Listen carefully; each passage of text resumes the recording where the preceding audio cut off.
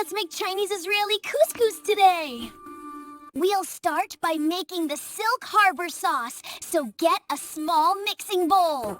Mix together 2 tablespoons of oyster sauce, 1 tablespoon of hoisin, 1 tablespoon of soy sauce, 1 tablespoon of rice vinegar, 1 tablespoon of sugar, an extra teaspoon of sugar, half a teaspoon of garlic powder, a quarter teaspoon of ginger, and a pinch of black pepper.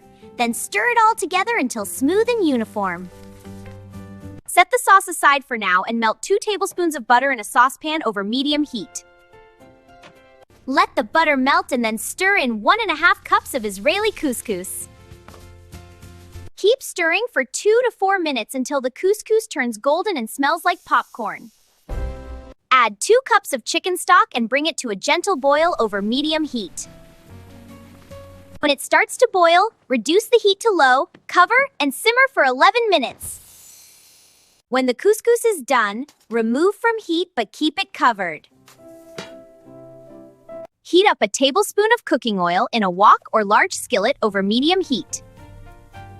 Stir-fry veggies that you prefer. I'm going to use bok choy stems, sliced carrots, and broccoli. Season the bok choy and carrots with a pinch of salt and pepper and stir-fry them for 6 to 8 minutes. Then add the broccoli florets and stir-fry for 2 more minutes. Now we combine it all together! Add your couscous and Silk Harbor sauce to your stir-fry and gently stir until combined. Now it's up to you to make this a reality in your kitchen.